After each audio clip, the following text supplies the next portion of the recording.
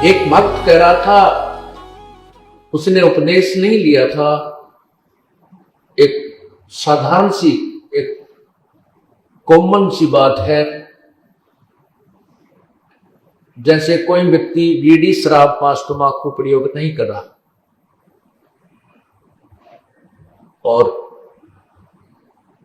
हमारे साथ बहुत से भक्तों के साथ वार्ता हुई तो वो कहते हैं जी हम तो ना शराब पीता हूं, ना मांस खाता हूं, ना कोई और चोरी ठगी करता हूं, अपना ईमानदारी से कार्य करते हैं और ठीक गुजारा चल रहा है। मुझे नाम लेने की कोई आवश्यकता नहीं, मैं तो वैसे ही नाम लिए बराबर। तो उसको फिर समझाया जाता है कि हे बोरी आत्मा, जो अपन आप नहीं कर रहे ये तो मनुष्य जीवन का प्रथम कर्तव्य है, और जो ये पाप भी, ये बुराइयां भी कर रहे हैं वो तो और ज्यादा पाप के भागी बन रहे हैं। आप केवल उन पापों से बचे हुए हैं जो अन्य व्यक्ति वो शराब, मांस, तंबाकू, चोरी ठगी करके तो पाप कमा रहे हैं, लेकिन जीवन आपका भी इनकम्प्लीट है। मनुष्य जीवन का कर्तव्य आपका पूर्ण नहीं है।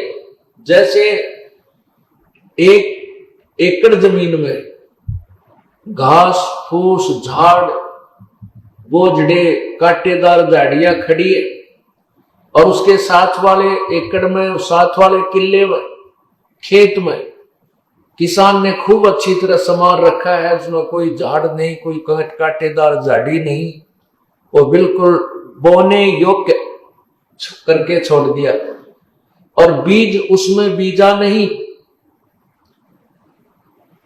तो क्या लाभ हुआ? जैसा वो झाड़ जरखाड़, कांटेदार झाड़ियां जिसमें कबाड़ उगा पड़ा है, उस खेत में और बाहे सवारे खेत में कोई अंतर नहीं है यदि उस बाहे सवारे खेत में बीज नहीं बीजा जाता। ठीक इसी प्रकार जो पुण्यात्मा बुराई नहीं करते वो तो समराया खेत है, वो तो वैसे ही पुण्यात्मा है, राम नाम लेते ही उसकी तो बहुत अच्छी श्रद्धा बच जाएगी। और जो बुराइयां करता है उसको साफ किया जाता है। जिस प्रकार किसान कितना ही खराब खेत हो उसको कस्सी से, हल से, ट्रैक्टर से उसको कवाड़ियां दे काट पीट के उसके सारे घास अड़के ने, कुबाड़ ने, खरपतवार ने काट के और निर्मल कर लेता है, साफ कर लेता है और फिर बीज बीज देता है। जो पुण्यात्मा बुराई नहीं करते वो तो और अच्छी आत्माएं हैं, और जो बुराई करते हैं और सत्संग में आ जाते हैं, फिर सत्संग वचन सुनकर वो अभी साफ आ जाते हैं, दोनों बराबर हो गए। रही बात उन पापों की जो पाप उसने कर लिए, जो बुराई करता था, चोरी करता था, ठगी करता था, बीड़ी शराब मांस तंबाकू पी कर पाप इकट्ठे करता था और दूसरे ने पाप किए नहीं। अब जिसने पाप किए उसका समाधान है परमात्मा के मंत्र में शक्ति है।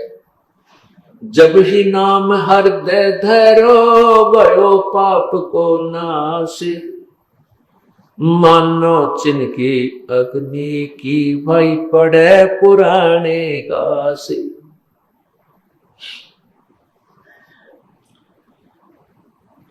परमात्मा हर तरह से हमें सावधान भी करते हैं, ज्ञान भी देते हैं, हमारा विश्वास दृढ़ भी करते हैं। कहते हैं कि जिस समय आपको ये ज्ञान हो जाएगा सत्संग में आने से कि वही परमात्मा का भजन किया नहीं, उसके अतिरिक्त वो पाप और कर लिए, चोरी डाके मार कर, ठगी करके, 2 के 20 बना कर, मिलावट करके, शराब मांस तंबाकू पी के और मुंडी अच्छी नजर बना के, तो फिर उसको डर लगता है। वो सोचता है परमात्मा मेरा क्या होगा, मैं तो घोर पापी हूं, मेरे तक कीड़े पड़ेंगे, कुत्ता बनूंगा, खाद लगे। क्योंकि सत्संग में आने से आत्मा को ज्ञान हो जाएगा कि सचमुच जो कहा जा रहा है ये सच्ची होगी, ये सत्य होगा। तो फिर उसको ये एक एक्स्ट्रा डर बन जाता है, ईव की बढ़ेगा। उसके लिए परमात्मा ने बताया कि घबरा मत। जैसे पहले जो आपसे बुराई हुई है वो अनजानपने में होगी, आपको पता नहीं था। जिस प्रकार छोटा सा बालक पालने में झूल रहा होता है और वो क्या करता है, टट्टी पेशाब करके सारे कपड़े भी खराब कर लेता है, हाथ और पैर भी खराब कर लेता है, फिर वो रोने लग जाता है।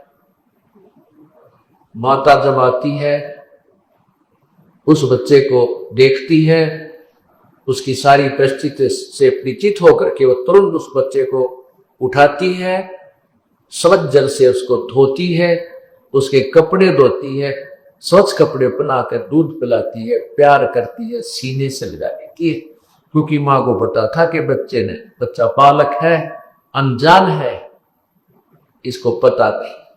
ठीक इसी प्रकार जब तक आप सत्संग में नहीं आए हो और आपसे जो गलतियां होगी हैं, वो परम पिता परमात्मा कबीर बंदी छोड़ आप भाई सत्संग रूप की जत से धोकर आपको राम नाम का दूध पिलाएगा और आपको सीने से लगाएगा, प्यार देगा। आपके अर्थात आपके जो पूर्व सत्संग में आने से पहले जो किए गए पाप आपके सारे नष्ट कर देगा, आपको साफ करके अपने भक्ति करने योग्य बनाएगा। और ये थी जैसे बालक थोड़ा बड़ा हो जाए और वो फिर कितने पेशाब करके बिस्तर में जानबूझ के तो पिटाई बहुत करे, उसकी पिटाई होती है क्योंकि वो बकवाद कर रहा है, अब अनजान नहीं है। ठीक इसी प्रकार जब आप सियाने हो जाओगे सत्संग सुनकर और नाम उपदेश लेकर के फिर गलतियां करोगे, फिर तो उस बच्चे की तरह पिटोगे जो जानबूझकर बकवाद कर रहा है। गीता के यथार्थ विश्लेषण की जानकारी के लिए पढ़ें पुस्तक गीता तेरा ज्ञानामृत।